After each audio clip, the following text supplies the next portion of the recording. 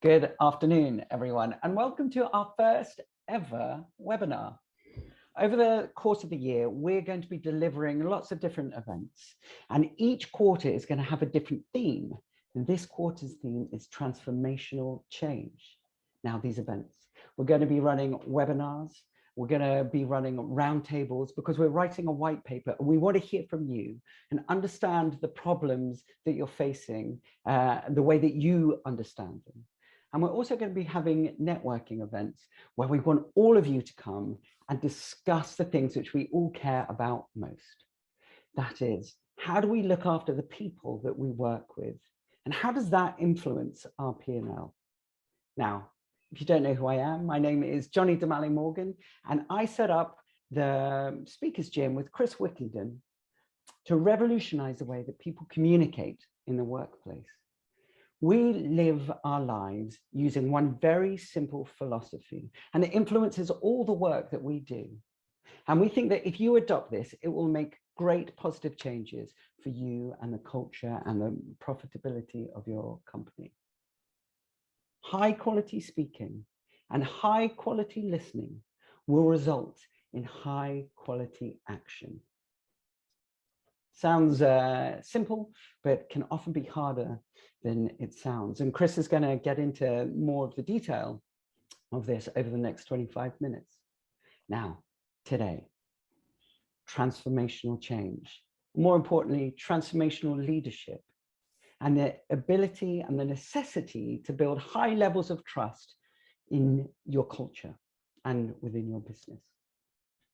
Before we get into that, a bit of housekeeping. So today's going to last about 25 minutes. There's going to be polls. Please vote.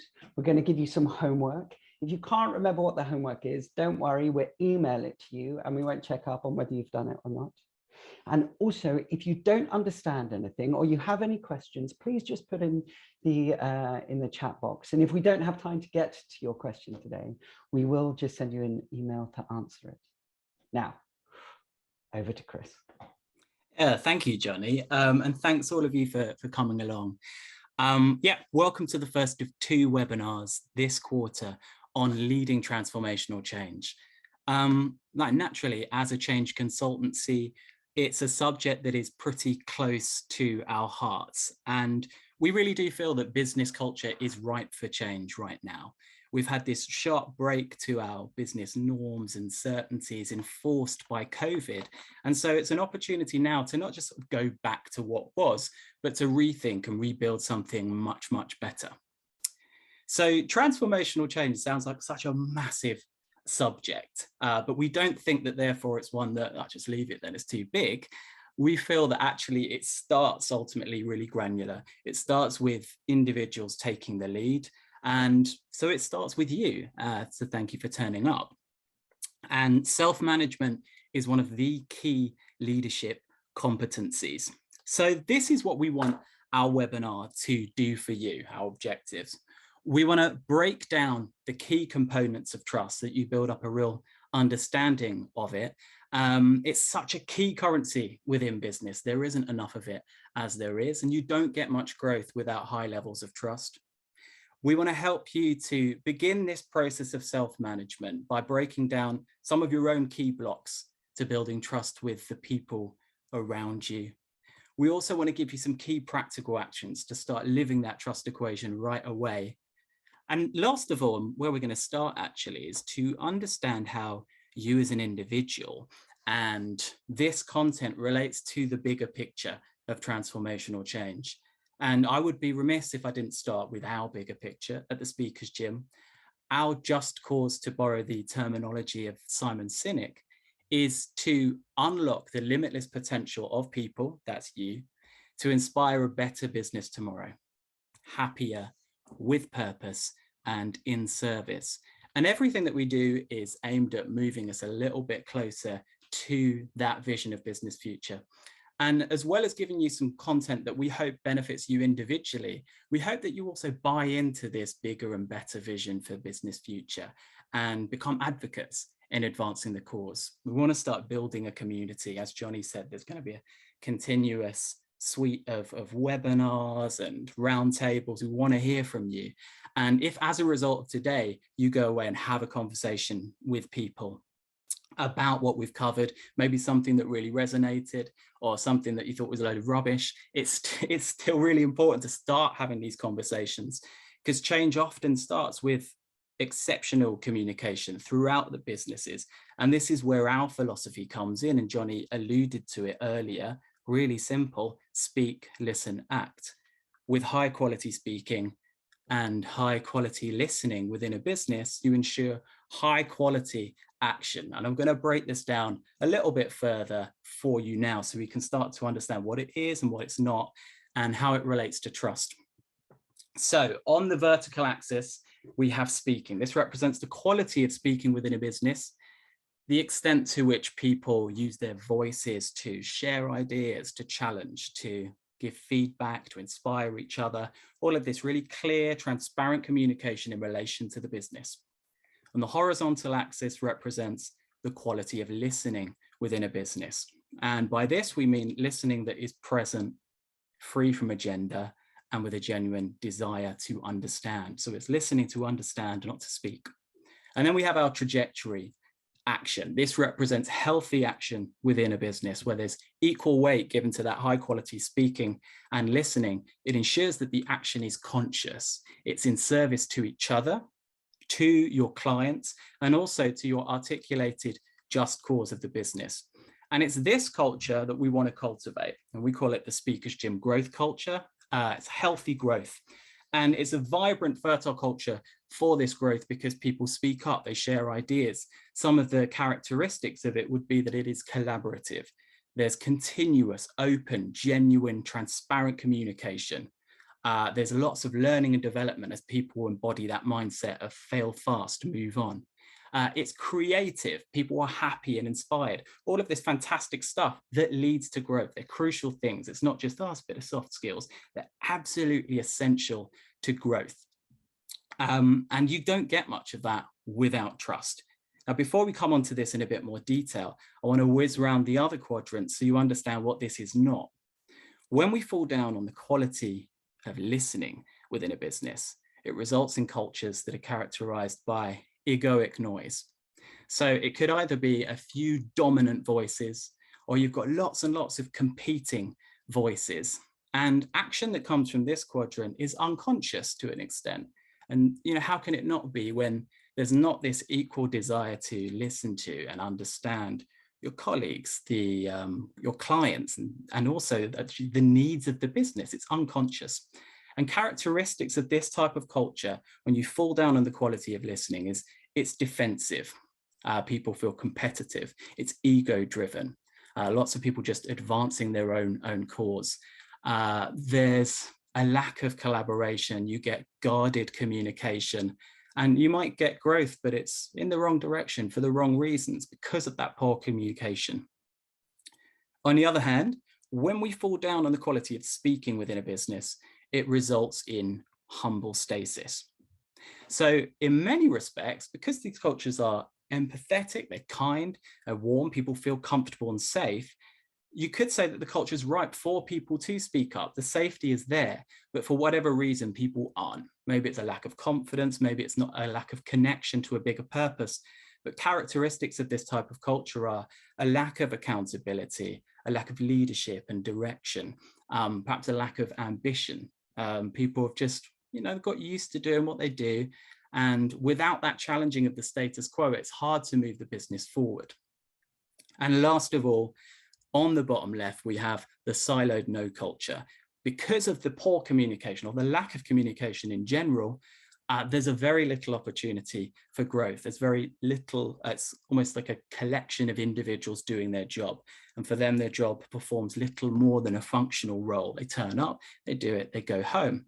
And the result of this is that often you get high staff turnover, the lack of motivation within people often using that business purely as a stepping stone onto the next one. And it's really difficult to get growth. So pretty clear that we want to be in that top right-hand quadrant, but you don't get there without high levels of trust. But I would like to I'm going to throw up a poll right now and get you to vote where you think your business falls into on this front. So I'm going to get you to vote on that. Is it the siloed no culture? Don't worry, this is not going to be traced back to you. Humble stasis.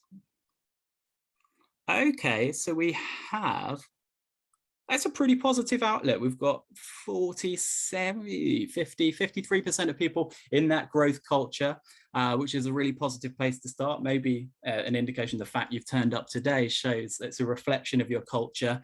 We've got some people in the humble stasis, around 18%, 29% of egoic noise. And remember, these are extremes. Even if you are in the Speaker's Gym growth culture, there's always an opportunity to move further into that top right. And if you're an egoic noise, it doesn't mean you're a horrible, nasty, awful business. There's always opportunity to make tweaks here and there. And just to be clear, this framework can be used on an individual, obviously, as we've spoken about it, on the business at large, but within pockets of the business, maybe certain teams, so that you can help to correct it. So that's really, thank you so much for voting on that. But it sounds like we've got a positive, people from positive business cultures here. Thank you. So to be in that top right-hand quadrant, relating it to trust, it needs throughout the business, highly emotionally intelligent, self-aware, generous individuals that trust each other, which is why the trust equation and the way that we're going to break it down is so, so important for any leader that wants to actively cultivate more trust with the people around them and within their business, and to help them to begin that process of self-management. And just before we come onto that, really razor sharp focus on you and what you can do to take the lead, I just want to paint the picture as we see it so far and where business is at. So we don't think currently that there's enough trust within business. And one of the key reasons is that businesses aren't set up to meet our basic human needs. Now, from our experience working at Speaker's Gym, anecdotally, but also from our research and the data we've gathered, we've found that 75% of people don't feel confident to trust their gut instincts. It's quite a lot. 61% of people don't feel confident to be their authentic selves. And so it suggests a lack of safety here. And with these human needs, there is a hierarchy. It's based on neuroscience. It's based on the hierarchy of the human brain. Always nice when you've got a bit of neuroscience backing you up. But what we're going to do is start right at the top with the newest need of learning. And learning is where you get growth, development, creativity, innovation. It's linked with the newest part of the human brain, the prefrontal cortex. Now, obviously, businesses are very keen to extract this from their people because it's so clearly linked and directly linked to productivity. Yes, we want that. But what they miss out on is two other fundamental human needs. And I love this quote by the neuroscientist Antonio Damasio, that we are feeling beings that think, not the other way around. And for so long, businesses have, and there is a tide, there's a change, but for so long, businesses have almost operated as though we're not humans and that feelings and emotions are not welcome there. And even though there's a change, that still sits deep in people's psyches that, oh, it's not safe to be myself. So let's delve into the other two key human needs to see why it's so important to build trust. Right at the basis, we've got safety. And this is connected to the oldest part of the human brain. Bear with me. So the oldest part of the human brain, the amygdala, some people call it the lizard brain. It's responsible for the fight, freeze, or flight complex. It's complex, the system rather. And in a business context, this refers to the extent to which people feel safe to show up as their whole integrated selves, to challenge, to do their best work free from fear. So if we refer back to that culture of egoic noise, very little of that. People are speaking and listening purely to survive. And you can imagine in a culture like that, it doesn't open you up to learning, to growth and development, which requires a sense of play. Don't feel safe enough to do that. If you are able to tick that box, the next thing that humans yearn out for is connection. Now, this is linked to the limbic center of the brain, where emotions are stored. It has no language or rational thought, but it's a really important driver of our behavior. Remember, Damasio said, we're feeling beings that think. It's really important. And in a business context, this is a sense of belonging to something that's bigger than you, whether it's the business community or that you buy in to the purpose of that business. It means a lot to you. It's one of the reasons that I shared our Just Cause, is because I hope that you see this. I wanted to create a webinar where you don't see it as pure individual upskilling, but you feel part of something bigger, and that you go away from today actually contributing to that bigger something. Connection's really, really important. Now, if you're able to tick these two boxes for people within your culture, you unlock, so I've gone backwards, you unlock so much more learning. And I would posit that actually safety and connection and creating cultures where there are lots of this are right at the crux. They're not side dishes or afterthoughts, but they are absolutely essential to unlocking learning and development. And if you don't have trust, you don't get much safety and connection. If there's no safety and connection, you don't get growth. So coming on to you, because this seems like such a big thing, what am I supposed to do? Well, we're going to look at the trust equation in relation to you now, break it down and see what you can do with the people around you each day, bit by bit, to create more of this. So, David Meister's trust equation. Trust equals credibility plus reliability plus intimacy divided by self-orientation. As you can see, I've assigned some numbers there. You can score yourself out of 15, scoring yourself out of 5 for each of those component parts. And what it will do, as I give you some exercises to help with that self-management, this will help to give more structure to that self-reflection. So it's not just a case of you thinking, having a think at the end of the day and going, yeah, I could have done that better. It's much more practical. So I'm going to give you some top-line definitions, first of all, so that we're all on the same page. Credibility, that is your knowledge, your expertise, and ability to do the job. Reliability, that is your track record of doing what you say you're going to do when you say you're going to do it. Intimacy is the connection, rapport, and how you make people feel. And last of all, self-orientation, energy, focus, and attention that is on yourself. So we're going to break it down now to make it as practical as possible for you. We're going to start with credibility and reliability. We feel that there's a clear distinction between the 4 component parts of the trust equation. Credibility and reliability are both the active, long-term doing elements of the trust equation. We're much better at that in business, doing, keeping busy. Intimacy and self-orientation are the being elements of the trust equation. So you improve them by improving your quality of being, your ability to be present. And we're going to break that down and spend a lot more time on those, because with credibility and reliability, I think we know how to improve on that front. People know that. For example, credibility, turning up to continuously improve your craft, doing some reading around your subject to improve your credibility, your knowledge base. Maybe it's investing in some training to upskill and continuously showing up. That improves your credibility. It's easier to keep ourselves accountable to that, hold ourselves accountable. Reliability, same thing, making sure that actually you do what you say you're going to do when you say you're going to do it. If you've made a plan, did you stick to it? Did you hit the deadlines? It's so much easier to hold ourselves accountable to it. So we're not going to spend a huge amount of time on that. But what we're going to spend most time on is these other 2 elements, self-orientation and intimacy. So we're coming on to self-orientation now. We think this is the key, biggest block to growth and transformational change within business that there is. And it leads to cultures that are characterized by egoic noise. So we've got lots of people speaking and listening purely in service to themselves. And how does it manifest? Well, one way is, the very obvious way, is self-interest. So you've got a load of people within the business only interested in their own advancement. They don't care about stepping on other people's toes. Within meetings, they want to make sure that it's their idea, or that they want to claim it as their own. And all of that obsession with that. I always liken it to such an obvious example of self-interest is that cold sales call that you get when somebody phones you up They've got no interest in what you have to say. Oh, I hear you've had an accident. So, oh, no, I haven't actually had an accident. So tell me a bit about the accident that you had. You know, you don't build much trust because they have no interest in what you have to say. But self-orientation also manifests in slightly more subtle ways. And a lot of the time, it's an obsession with demonstrating our own credibility. So we have people speaking up in meetings, lots of self-speak, demonstrating that they are good enough to do the job. It's that survival instinct, I'm good enough, and often comes from an insecurity.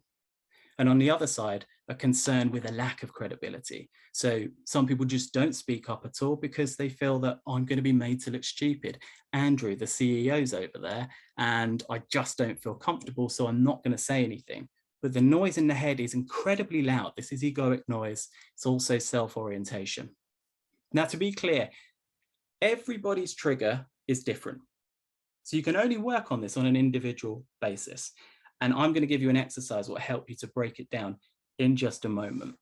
But to be really clear, if you have a business where everybody is taking 10 minutes per day to have some really structured time for self-reflection, the impact on the culture and on the level of trust that you have could be absolutely huge. So let's break it down a little bit further. How often is your head free from that internal commentary? And how often is that an internal commentary ultimately about yourself? So frequent. We've got this noise in our head, even when we're by ourselves in low stakes situations, we've got that running commentary, the prism through which we view the world. Good example in a business context. Have you ever been in the situation where you're speaking to somebody, they say something, and your ego latches onto it? Oh, I know about that. And so from that moment on, your attention is divided. Some of it's on them, but a lot of it, you've got them playing in the background, but a lot of it is preparing what you're going to say next that demonstrates your credibility in a little bit of time. Have we done that? I've done that. Even though we coach it every day, it happens because we care about, being credible. But the problem, it's so detrimental. And if you think of, that's a great example of egoic noise on an individual level. And if you think of a business full of people doing that, communicating like that, serving themselves, it is so detrimental. But the problem is, if our outcome or our takeaway from you is, right, we've worked out that self-orientation is bad, don't do it then. Don't be self-orientated. It's not that helpful, is it? So I'm going to start with two key concepts. One of them is presence. Presence, that ability to dedicate all of your attention, focus and energy to the here and now, switching off the noise in the head and finding a way to practice this more in low stakes environments. I promise you, your clients will thank you. I'll share an exercise in a moment that will help with that. It's simple. The other thing is having a purpose that is bigger than you. For example, I spoke about our purpose of creating a business world where I do know our purpose, creating a business future that's much better, happier, with purpose, in service. It makes it bigger than me. So if I'm getting self-orientated, I think, no, remember why you're here. So those two key things we're going to come on to. But first, raise a sharp focus on you now, an exercise for self-reflection. I want you to write at the top of your piece of paper, this is always also your homework, self-orientation. We're going to break it down now. How does it manifest? So that's a little bit of self-awareness, bringing it into consciousness. Whatever it is, list it down. Even if it's, nerves before addressing my team. Even if you feel, I shouldn't think that, that's silly. Doesn't mean that it's not there. And if you pretend it's not there, you're just repressing it. So get it down on the paper. The next thing, why does it happen? So a bit of that self-reflection, analysis about it. And last of all, what can I do about it? Nothing's off the table, okay? Even if you think it's really silly, it's relevant. And in the spirit of vulnerability, to help demonstrate this exercise, but show also how nothing's off the table, I became very self-orientated recently, delivering a session in person. And obviously we've gone through this period of lockdown. I put on a bit of weight, quite a bit of weight. And a shirt that I previously wore that fit very comfortably was incredibly snug. And my belly was pressing against those buttons. I know it's stupid, isn't it? But the fact is, in the moment where I was up in front of those people, it drew some of my attention. I became self-orientated. I was thinking, oh, in fact, you put on weight. You've put on weight. So all the time where I'm serving my purpose, creating a business world that's better, I'm thinking a little bit about my belly. It's ridiculous, I know, but it was drawing some of my attention. Why does it happen? Because I put on some weight. What can I do about it? Well, you can break it down even further. In the moment, can I lose weight? No. Can I change what I've got on so it's less tight? No, I can't. But what I did do, and was really helpful to snap me out of the moment or that self-orientation and bring me into the moment, was remembering this: you believe in unlocking the potential of people to inspire a better business tomorrow. Your slightly bigger belly has nothing to do with it. Get out of your head. It's so silly. And it helps. In the medium term, maybe in the morning, when I put that shirt on, think about it. Maybe it's going to be triggering. Put something on that's a bit more forgiving. And in the long term, I need to have a conversation around my relationship with my body, or perhaps I should embrace my new body as a new father, and become comfortable with it. The other thing is maybe make some different choices where we can lose a bit of weight, feel more comfortable. So neurotic diversion aside, I promise you that's a lot of self-orientation there. But the aim was, I hope, to sort of break down how it works. Nothing's off the table. And actually, the more that you do this, you move it away from it being this concept, oh, I can't be self-orientated, and to something that actually makes a lot of sense for you. And on top of that, remember, we spoke about presence. So here's something else that I want you to do. The mindful reset. All right. So 3 times a day, start with that. I think that's manageable. I want you to put aside 10 minutes, put them in the diary, because otherwise you won't do it. We are very, very busy. And it's to switch off the noise in the head and be present. So am I asking you to meditate for 10 minutes? Look, if you're comfortable with that, if that's something that works for you, great. There's lots of mindful and meditation apps out there, lots of guided 5-minute, 10-minute meditations, which are fantastically helpful. If not, doesn't matter. It might be a case of walking away from your laptop or from your desk, going for a walk, or doing a really menial day-to-day task like doing the dishes, and using your 5 senses to get you out of your head and into the present moment. Number 1, I promise the quality of your dishwashing or that walk will be 10 times better. But what you start to do is quieten that noise in the head. And we're clearing up space to be generous. We're clearing up space to connect with people. It's very hard to build trust if our head is full of ourselves. Really, really unhelpful. So we're coming to the last component of trust, our whistle-stop tour of how we build more trust with people: intimacy. So that's that intangible element, isn't it? Now, how you make people feel. And to be clear, this is not something that you artificially do. It's not something that you artificially generate. So I'm not going to say to you, just keep calling people by their first name, ask them how their family is. There's nothing wrong with those things, but not as a technique, because it's artificial. People will see through it. And I love this quote from Maya Angelou: people will forget what you said, people will forget what you did, but people will never forget how you made them feel. And it's worth answering that question, because it's a huge driver of our performance, of our decision making on a day-to-day basis at work. Remember that hierarchy of human needs that we looked at. So that's another takeaway action for you. And to start now, have a think: how do I want the people around me to feel at work, at home, in relation to your team? How do I want my team to feel? And when you're clear about it, articulate it, put it down in a sentence. And once you have that, yes, we can start looking at some actions that can help move you towards that. And if you're scoring yourself out of 5 on the intimacy front, how am I doing on that? If it's 3 or below, maybe you can think about some actions that move you further on that front.